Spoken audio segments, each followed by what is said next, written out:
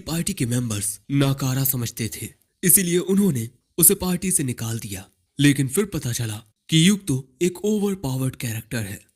कहानी की शुरुआत में हम हीरोज की एक पार्टी को देखते हैं जिन्होंने अपनी जी जान एक करके डीमन लॉर्ड को सील कर दिया था। यानी पूरी दुनिया में डीमन लॉर्ड जो तबाही मचा रहा था वो थम गई है। लेकिन ये बस कुछ वक्त के लिए है, क्योंकि जब तक डीमन लॉर्ड को हराया नहीं जाता वो बार बार वापस लौटेगा इस दुनिया को तबाह करने के लिए। इसी वजह से ये हीरो कहता है। लेकिन हम सभी को इस बात से निराश होने की जरूरत नहीं है, बल्कि हमें तो उम्मीद रखनी चाहिए कि किसी दिन कोई आएगा जो हमारी ही तरह अपने कर्तव्य के लिए डीमन लॉर्ड से लड़कर उसे हराएगा और इस दुनिया को बचाएगा।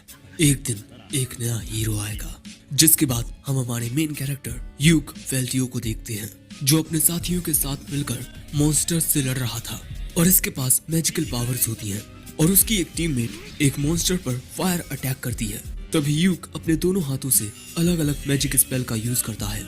उसके एक मैजिक से इस हीरो का वेपन इंचेंटेड हो जाता है और फिर ये आसानी से इस मॉन्स्टर को खत्म कर देता है। और फिर हमें पता चलता है कि इनकी पार्टी का नाम थंडर पाइक है, जो कि एक ए रैंक पार्टी है और ये सभी हीरोज बहुत ज्यादा ताकतवर हैं और एक साथ मिलकर इनकी पार्टी गॉड लेवल तक पहुंच जाती है। और इनकी जो लाइव स्ट्रीमिंग चलती है उसे 1 मिलियन से भी ज्यादा लोग देखते हैं, यानी कि ये लोग पॉपुलर भी बहुत ज्यादा हैं। काफी सारे एडवेंचरर्स थंडर पाइक की तरह बनना चाहते हैं। लेकिन अगले सीन में हम ह्यूग को देखते हैं जो अपने टीममेट से कहता है कि मैं ये पार्टी छोड़ना चाहता हूँ। थंडर पाइक का लीडर नाइट साइमन पूछता है कि आखिर क्यों। वो कहता है, मुझे नहीं लगता कि जो हमें रिवॉर्ड के पैसे मिलते हैं वो हम सभी में बराबर बांटे जाते हैं। साइमन कहता है कि किसी पार्टी में एक मेंबर को उतने ही पैसे मिलेंगे जितना वो योगदान देगा। वॉरियर बैरी कहता है, तुम्हें तो लड़ना भी नहीं पड़ता, तुम अपना सारा काम दूर से ही करते हो, तुम्हें तो शुक्रगुजार होना चाहिए कि हम तुम्हें पैसे देते हैं। तभी विच जेमी कहती है, मुझे तो लगता है कि तुम सिर्फ स्ट्रीमिंग के दौरान ही हमारे काम आते हो। तभी प्रीस्टेस कैमेला कहती है, अगर तुम्हें ज्यादा पैसे चाहिए तब तुम्हें अपना ज्यादा योगदान देना होगा।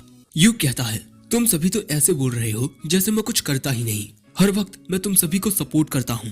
कैमिला कहती है, ना जाने तुम क्या बोल रहे हो। तभी साइमन कहता है, अगर तुम हमें छोड़ दोगे तब तुम क्या करोगे? तुम एक बी रैंक इसीलिए हो क्योंकि तुम्हारे चाइल्डहुड फ्रेंड ने तुम्हारी मदद की और यहाँ तक कि हम तुम्हें अपनी ए रैंक पार्टी में रखे हुए हैं। ह्यूग कहता है, तुम्हारे कहने का मतलब मेरे होने या ना होने से कोई फर्क नहीं पड़ता। वो कहता है, तुम्हें समझने में थोड़ी देर लग गई। अब ये सुन ह्यूग इस पार्टी को छोड़ देता है जिसमें वो पिछले 5 सालों से था। बैरी कहता है, हाँ तुम जा सकते हो, लेकिन वापस रोते हुए मत आना, क्योंकि वापस आने पर तुम्हें यहाँ कोई जगह नहीं मिलेगी। कैमिला भी कहती है, ओके बाय बाय। साइमन कहता है, तुम चाहो तो मैं अब भी तुम्हारी इस गलती को माफ कर सकता हूँ। ह्यूग कहता है, नहीं अब मैं जा रहा हूँ। जिसके बाद हमें द एडवेंचर सिटी फिनिश दिखाई जाती है और इस शहर में सच में बहुत ज्यादा चहल पहल रहती है। और यहाँ ह्यूग एक रिसेप्शनिस्ट के पास नए काम के लिए साइन अप करने आता है, ये बताते हुए कि कल उसने थंडर पाइक पार्टी को छोड़ दिया है। जिसके बाद वो रिसेप्शनिस्ट ह्यूग को एक फॉर्म देती है, जिसके बाद ह्यूग उसे फिल करने लगता है।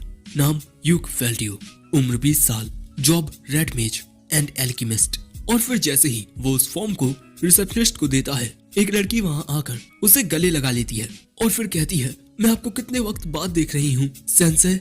दोस्तों, ये लड़की स्वॉर्ड मेज मरीना है और ह्यूग ने इसे एडवेंचरर प्रीलिमिनरी ट्रेनिंग में काफी सारी चीजें सिखाई हैं।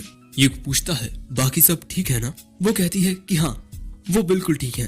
फिर मरीना पूछती है कि आप यहाँ क्या कर रहे हो? वो बताता है कि वो ज्वाइन होने के लिए एक पार्टी ढूंढ रहा है। ये सुनते ही मरीना कहती है, तो आप मेरी पार्टी ज्वाइन कर लीजिए। जिसके बाद हम मरीना की पार्टी को ह्यूग के साथ बैठा देखते हैं। यहाँ सिल्क नाम की ये लड़की कहती है, आप हमारी पार्टी को ज्वाइन करेंगे? क्या हम इस लायक हैं? वो कहता है, हाँ बिल्कुल तुम लोग हो। मरीना पूछती है, तब क्या सेंसे हमारी पार्टी को ज्वाइन कर सकते हैं? ये रेन नाम की लड़की कहती है, हाँ बिल्कुल। सिल्क कहती है, लेकिन क्या सच में आप हमारी पार्टी को ज्वाइन करेंगे?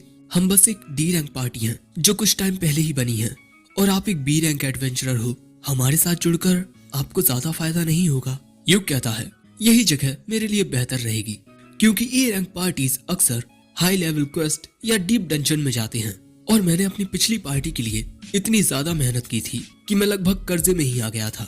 इसलिए मुझे लगता है कि जो हमारे डी रैंक क्वेस्ट होंगे उनसे मुझे ज्यादा मुनाफा होगा। मरीना कहती है तो बस सब कुछ तय हो गया, सेंसे अब से हमारी पार्टी में है। सो वो कहता है कि मुझे सेंसे बुलाना बंद करो, आज से तुम तीनों मुझे युग बुला सकती हो। जिसके बाद ये तीनों युग को उसके नाम से बुलाती हैं। युग पूछता है तो वैसे आज तुम लोग क्या करने वाले हो?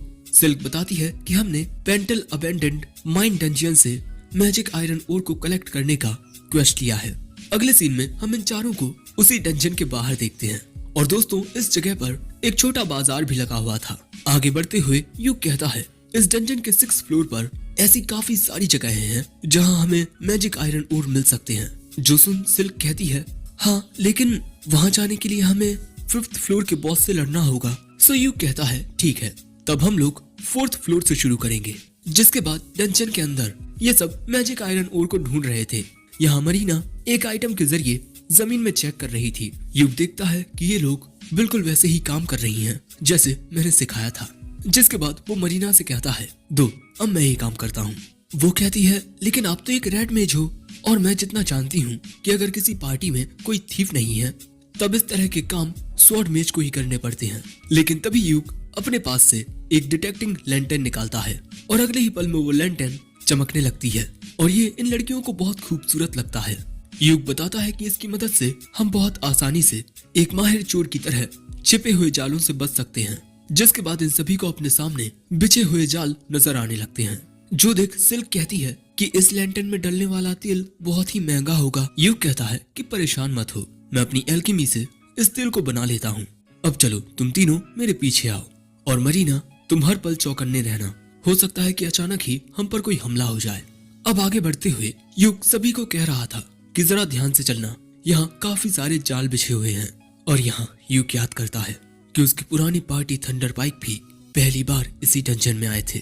लेकिन तभी अचानक युग इन सभी को रोक देता है और कहता है हमसे थोड़ी दूरी पर कोई चीज है, इसीलिए लड़ने के लिए बिल्कुल तैयार रहना। जिसके बाद ये लोग बिल्कुल तैयार होकर आगे आते हैं और यहाँ काफी सारे बोगलेस मॉन्स्टर्स होते हैं। सबसे पहले सिल्क आगे जाकर एक तीर से एक बोगल को मार देती है। जिसके बाद मरीना इन पर हमला करने के लिए दौड़ती है। तभी युग फिजिकल एनहेंस का यूज करके मरीना की फिजिकल एबिलिटी को बढ़ा देता है और इसके बाद एक दूसरे मैजिक का यूज करके इन बोगल्स को इस तरह जकड़ लेता है। और इसी मौके का फायदा उठाकर मरीना एक ही हमले में इन दोनों बोगल्स को खत्म कर देती है। युग कहता है तुमने बहुत बढ़िया किया। मरीना कहती है लेकिन ये तो आपके मैजिक से हुआ। युग कहता है हाँ, मैंने तुम्हारे ऊपर 3 तरह के फिजिकल एनहेंस टाइप मैजिक का यूज किया। जो सुन हैरान होकर रेन कहती है क्या एक ही बार में 3, और आपने तो कोई इनकांटेशन भी नहीं की। मरीना आकर कहती है आपके मैजिक की वजह से मेरी फिजिकल एबिलिटी बहुत बूस्ट हो गई थी। युग कहता है तुम भी पहले से काफी ताकतवर हो गई हो। फिर युग एक खंजर निकाल के कहता है चलो यहाँ से कुछ और इकट्ठा करते हैं और आगे बढ़ते हैं। और यहाँ ये तीनों लड़कियां युग को देखती रह जाती हैं। अब आगे बढ़ते हुए युग इनसे इनका डंजन अटैक रूटीन पूछता है। ये बताती हैं कि हर एक फ्लोर को क्लियर करने के बाद ये आराम करती हैं और जो भी इन्हें नुकसान हुए उनकी रिपोर्ट देती हैं। थोड़ी दूर चलकर युग कहता है अब हमें यहाँ थोड़ा आराम कर लेना चाहिए। जिसके बाद मरीना कहती है कि मेरे आर्मर और मेरी तलवार पर कोई डैमेज नहीं आया। सिल्क भी अपने सारे यूज किए हुए एरोस को इकट्ठा कर लेती है, यानी कि इनमें से किसी को भी किसी चीज की हानि नहीं हुई। जिसके बाद ये लोग आते हैं 2nd फ्लोर पर। यहाँ आगे बढ़ते हुए अचानक ही एक अजीब सा मॉन्स्टर इनकी ओर आता है। सो युग वक्त रहते उसके हमले से बच जाता है। लेकिन यहाँ ऐसे काफी सारे मॉन्स्टर्स आ गए थे और ये डेड माइनर्स हैं। सो अब रेन इनकांटेशन करना शुरू करती है। सिल्क उन पर तीरों से हमला करती है और यहाँ युग प्रोटेक्शन और लिटिल ब्लेसिंग का यूज करके चारों के ऊपर एक प्रोटेक्टिव बैरियर टाइप बना देता है। और इसी लाइट टाइप मैजिक से इन डेड माइनर्स को दिक्कत हो रही थी। जिसके बाद मरीना इन पर तलवार से हमला करने लगती है और सिल्क इन पर तीर चलाने लगती है और तभी रेन की इनकांटेशन कंप्लीट हो जाती है और फिर उसके स्पेल से ये सभी डेड माइनर्स खत्म हो जाते हैं। मरीना रेन से कहती है कि तुम तो कमाल की हो। युग कहता है हाँ, बहुत कम लोग ही इतने बड़े लेवल पर स्पेल कास्ट कर पाते हैं। जिसके बाद युग रेन पर रिफ्रेश माना का यूज करके उसके यूज हुए माना को रिकवर कर देता है। और यही देख रेन हैरान हो जाती है क्योंकि रिफ्रेश माना एक ऐसा रेयर मैजिक है जिसे सिर्फ ए रैंक पार्टी के रेड मेजेस ही यूज कर सकते हैं। जो सुन सिल्क कहती है आप तो कमाल के हो। युग कहता है ऐसा कुछ भी नहीं है, रेड मेज एक बहुत ही मामूली जॉब है, इसीलिए मैं बस नई नई चीजें सीखता रहता हूँ। जिसके बाद वो रेन का सिर सहलाकर कहता है, तुम बहुत तेजी से इम्प्रूव कर रही हो। जिसके बाद आगे बढ़ते हुए यूक जमीन पर एक अजीब पानी गिरा रहा था। ये होली वाटर है और इसे जमीन पर डालकर इन्हें उन अनडेड माइनर्स के फुटप्रिंट्स दिखाई दे जाएंगे। सिल्क कहती है कि ये भी बहुत महंगा होगा। यूक कहता है, हाँ ये काफी महंगा है, लेकिन मैं अपनी एल्केमी से इसे खुद बना लेता हूँ। मरीना सुनकर हैरान हो जाती है कि क्या आप खुद होली वाटर बना सकते हो? लेकिन आप तो कोई प्रीस्ट भी नहीं हो। यूक कहता है कि उन अनडेड माइनर्स को हराने के बाद उनकी जो राख बचती है मैं उसी को प्योरीफाई करके ये होली वाटर बना लेता हूँ। और हाँ, ये एल्केमी नहीं है, ये एक सीक्रेट रेसिपी है। जो सुन सिल्क कहती है, सच में हाई रैंक एडवेंचरर्स के पास कितना ज्यादा एक्सपीरियंस होता है। यूक कहता है, तुम लोग मुझसे जो चाहो वो सीख सकते हो। ये लड़कियां कहती हैं, हम हमेशा आपसे सीखने के लिए तैयार रहेंगे सेंसे। जिसके बाद यहाँ एक कमरे में आकर यूक कहता है, इस जगह से हम यहाँ पर मैजिक आयरन ओर्स को ढूंढना शुरू करेंगे, लेकिन पहले हम थोड़ा आराम करेंगे। जिसके बाद वो अपना बैग निकालता है और फिर अपने बैग में से एक बॉक्स निकालता है, वो भी काफी बड़ा, क्योंकि यूक के पास एक मैजिक बैग है और मैजिक बैग काफी महंगा आता है। अब यूक उसी डिब्बे में से खाने पीने का सामान निकालकर वही खाना बनाने लगता है, जो देख ये लड़कियां यूक से और भी ज्यादा इम्प्रेस हुई जा रही थी। तभी यूक एक पॉट निकालता है और उस पॉट को चम्मच से ठकोने पर अचानक ही उसमें सूप क्रिएट हो जाता है, जिसमें से काफी अच्छी खुशबू आ रही थी। और ये लड़कियां तो बस ये देखती ही रह जाती हैं। रेन पूछती है कि ये क्या है? दोस्तों, रेन को आर्टिफैक्ट से बहुत प्यार है। यूक बताता है कि उसे ये pot Orius royal castle dunes dungeon में मिला था।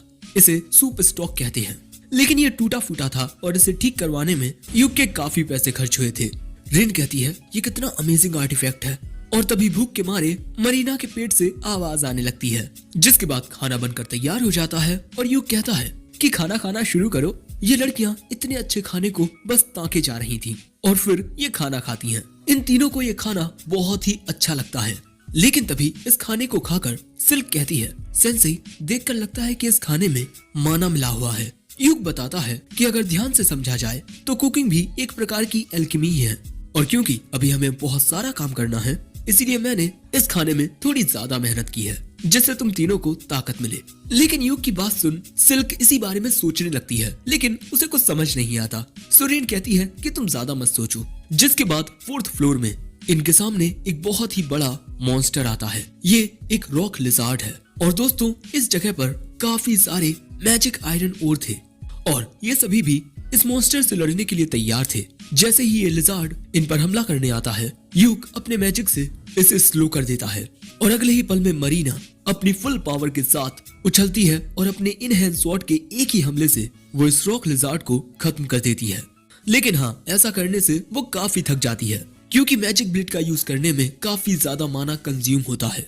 तभी यूक आकर कहता है, अगर तुम इसी तरह प्रैक्टिस करती रही तब तुम्हें इस टेक्निक की आदत हो जाएगी। जिसके बाद वो उसके माना को रिफ्रेश कर देता है। अब इसके बाद यूक एक रैकिंग पिक्सेस लेकर यहाँ मौजूद मैजिक आयरन ओर्स को इकट्ठा करने लगता है। वो लड़कियां भी उसकी मदद करती हैं और इसी तरह ये लोग काफी सारे मैजिक आयरन ओर को इकट्ठा कर लेते हैं। लेकिन इनके क्वेस्ट के अकॉर्डिंग इन्हें 20 स्टैंडर्ड इग्नोर्स चाहिए। जो जान यूक कहता है कि क्यों ना हम लोग फ्लोर बॉस को हराकर 6th फ्लोर में जाएं, वहाँ हमें काफी सारे मैजिक आयरन ओर मिल जाएंगे। ये लड़कियां कहती हैं, लेकिन फ्लोर बॉस तो स्टील क्रैब है और वो हद से ज्यादा खतरनाक है। यूक कहता है, चिंता मत करो, हम एक साथ उसे हरा सकते हैं और वहाँ मैं तुम्हें अपनी और स्किल्स दिखाऊंगा। वो लड़कियां कहती हैं, हाँ हमें आप पर यकीन है। जिसके बाद ये आते हैं 5th फ्लोर पर और इस बड़े से दरवाजे की दूसरी ओर फ्लोर बॉस है। यहाँ यूक कहता है कि मैं इससे अकेले लड़ूंगा और इसके बाद वो अपने पास से एक फ्लोटिंग रिकॉर्डिंग आर्टिफैक्ट निकालता है, कैमरैट। अरे ये बिल्कुल ड्रोन की तरह है, जैसे ड्रोन हवा में उड़कर रिकॉर्ड करता है, बिल्कुल उसी तरह इसके जरिए लाइव स्ट्रीमिंग होगी। और यहाँ यूक इसकी लाइव स्ट्रीमिंग नहीं करने वाला, वो जब भी कोई बॉस फाइट करता है वो उसे रिकॉर्ड कर लेता है। लेकिन मरीना कहती है कि चलो इसकी लाइव स्ट्रीमिंग करते हैं, इसमें बहुत मजा आएगा। यूक कहता है, चलो ठीक है। अरे लेकिन एक मिनट, मुझे अब तक तुम्हारी पार्टी का नाम नहीं पता। सिल्क बताती है कि इनकी पार्टी का अभी कोई नाम नहीं है। सो तभी मरीना के दिमाग में एक नाम आता है, क्लोवर, क्योंकि एक क्लोवर लीफ में 4 पत्तियां होती हैं और चौथी पत्ती यानी कि यूक इनके लिए गुड लक है। ये नाम इन दोनों को बहुत पसंद आता है। जो सुन यूक कहता है, ठीक है, एडवेंचरर्स गिल्ड में जाकर हम अपनी पार्टी का नाम क्लोवर रजिस्टर करवा लेंगे। लेकिन इसके बाद वो कहता है, लेकिन लाइव स्ट्रीमिंग के दौरान सबको ये दिखेगा कि सिर्फ मैं बॉस के साथ लड़ रहा हूँ, इसीलिए हम चारों के लिए अच्छा यही रहेगा कि हम चारों इसमें शामिल हों। लेकिन वो तीनों लड़कियां कहती हैं कि नहीं, आप ही कीजिए ये। जिसके बाद यूक एक ही बार में 3 स्पेल्स को कास्ट करता है और तभी लाइव स्ट्रीमिंग भी ऑन हो जाती है। जिसके बाद यूक फ्लोर बॉस का दरवाजा खोलता है, लेकिन जैसे ही वो अंदर आते हैं उनके सामने फ्लोर बॉस स्टील क्रैब आ जाता है। यूक उसकी ओर अकेला जा रहा होता है, तभी ये क्रैब उस पर हमला करता है। बिजली की रफ्तार के साथ उसके हमले से बचकर वो दूसरी ओर आ जाता है और इसके बाद एक साथ काफी सारे स्पेल्स को कास्ट करके वो इस स्टील क्रैब को अंदरूनी रूप से इंजर्ड करने लगता है, जिससे उस स्टील क्रैब को बहुत ज्यादा तकलीफ होने लगती है और यहाँ अब वो अंधा भी हो चुका है। और इसके बाद यूक ग्रेविटी स्पेल का यूज करता है और उसके ऐसा करने से ये स्टील क्रैब जमीन में धंसने लगता है, क्योंकि उसके ऊपर प्रेशर पड़ रहा था और पल भर में ही इस स्टील क्रैब की मौत हो जाती है। जिसके बाद यूक कहता है, हमारी इस लाइव स्ट्रीमिंग को देखने के लिए शुक्रिया। और उसकी स्ट्रीमिंग एंड होते ही मरीना आकर उसके गले लग जाती है और कहती है कि आप कितने ज्यादा अमेजिंग हो। बाकी लड़कियां भी आकर कहती हैं, हमें यकीन ही नहीं हुआ कि आपने एक ही बार में इतने सारे स्पेल्स कास्ट किए। रेन कहती है, मैंने आज से पहले एक ही बार में बिना इनकांटेशन के इतने सारे स्पेल्स को लगातार कास्ट करते हुए किसी को नहीं देखा। जिसके बाद यूक कहता है, इतने बड़े मॉन्स्टर को हराने का हमें काफी बड़ा रिवॉर्ड मिलेगा, मैं इसे अपने मैजिक बैग में रख लेता हूँ। जिसके बाद हम इसे गिल्ड में लेकर जाएंगे। लेकिन तभी सिल्क कहती है कि सेंसेई, यहाँ सारा काम आप ही कर रहे हैं। यूक कहता है, तो अगली बार हम एक साथ लड़ेंगे, क्योंकि ऐसे बहुत सारे काम हैं जिन्हें अकेले नहीं किया जा सकता। जिसके बाद इनके सामने आता है फ्लोर बॉस को हराने पर मिलने वाला ट्रेजर बॉक्स। जिसके बाद ये चारों एक साथ उस ट्रेजर बॉक्स को खोलते हैं और इसमें भैया बहुत सारे हीरे जवाहरात होते हैं, यानी कि बहुत सारी कीमती चीजें। और इसी तरह इनकी नई पार्टी क्लोवर ने अपना पहला क्वेस्ट कंप्लीट कर लिया और यहाँ युग भी काफी खुश होता है और यही एपिसोड 1 एंड हो जाता है।